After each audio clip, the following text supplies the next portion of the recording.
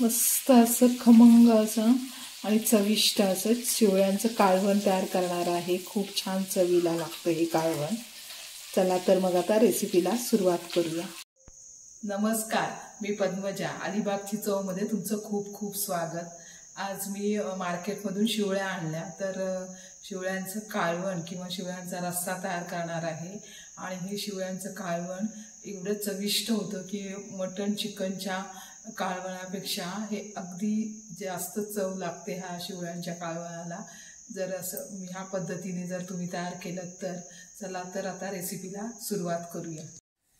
इथे मी शेवळ्या आणलेल्या आहेत मार्केटमधून, एकदम फ्रेश आहेत। तर मग जर रस्सा तयार करणार आहे किंवा कालवण, तर आता ह्या शेवळ्या आहेत त्या पहिल्यांदा उकडून घेणार आहे। आणि शेवळ्या आहेत त्या पहिल्यांदा स्वच्छ धुवून घ्यायच्या।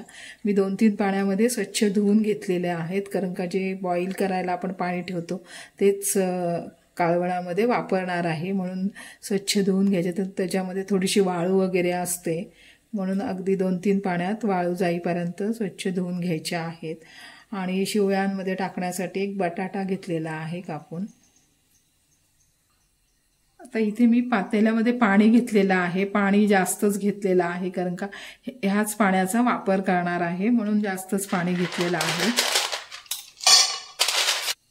बटाटा सुद्धा शेवळ्यांमध्येच टाकून घेणार आहे।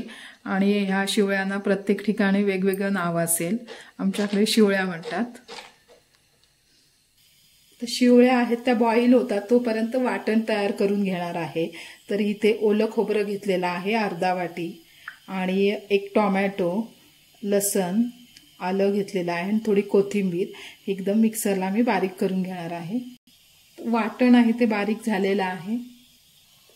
शेवळ्या आहेत त्या उकडलेल्या आहेत। हे असं शेवळ्यांचं असतं, हे उघडल्यानंतर मग गॅस बंद करून घ्यायचा आहे। आता ह्याच्यातले हे गोळे असतात ते काढून घेणार आहे। तर ह्या शेवळ्या आहेत त्या काढून घेतलेल्या आहेत डिशमध्ये। थंड झाल्यानंतर मग ह्यातली ही गोळे असतात हे ते काढून घ्यायचे। हे एवढाच भाग काढून घ्यायचा आहे आणि हा टाकून द्यायचा आहे। आता सगळे आहेत ते गोळे काढून घेते शेवळ्यांमधले। आता इथे शेवळ्या आहेत त्या साफ करून घेतलेल्या आहेत। हे गोळे निघालेले आहेत, आणि गोळे हे थोडेसेच निघालेले आहेत।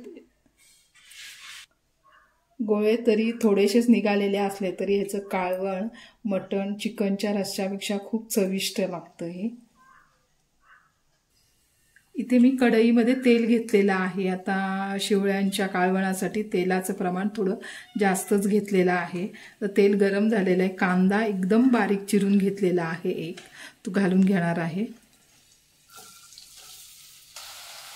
थोडंसं लसूण घालून घ्यायचं आहे, अर्धा चमचा हळद, आणि कांदा आहे तो गोल्डन ब्राऊन कलर येईपर्यंत कांद्याला परतून घ्यायचं आहे। नंतरच मग ते शेवळ्यांचे गोळे आहेत ते घालून घेणार आहे। तोपर्यंत फास्ट फ्लेमवर जरा परतून घेणार आहे। कांद्याला छान असा गोल्डन ब्राऊन कलर आलेला आहे, तर ह्याच्यामध्ये हे गोळे घालून घेणार आहे।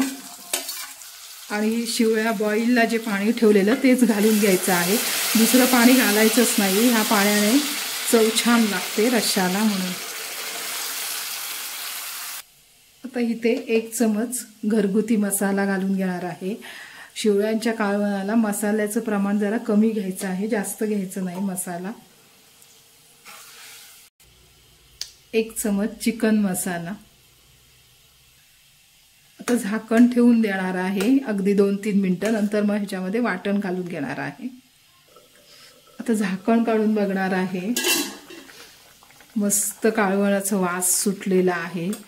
हे शेवळ्यांचा कालवणाचा आजूबाजूच्या परिसरात छान वास येतोय, एवढा खमंग वास येतोय। आता ह्याच्यामध्ये मी वाटण घालून घेणार आहे।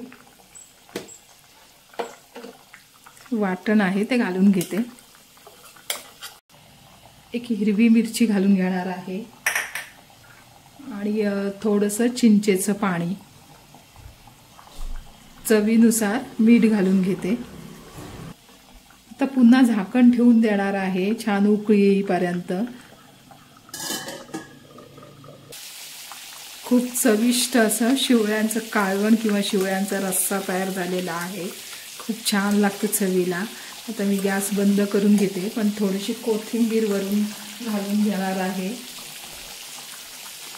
गॅस बंद करायच्या अगोदर थोडीशी कोथिंबीर आणि थोडीशी वरून कांद्याची पात घालून घेणार आहे. कांद्याची पात नसेल तर नाही घातली तरी चालेल, पण माझ्याकडे आहे म्हणून मी वरून थोडी कांद्याची पात घालून घेणार आहे. आणि आता गॅस बंद करून घेते.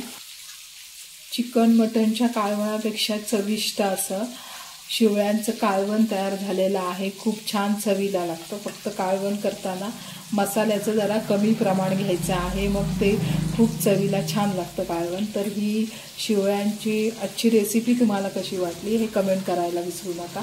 आणि सगळ्यात महत्त्वाचं म्हणजे चॅनलवर नवीन असाल तर चॅनलला नक्की सबस्क्राईब करा.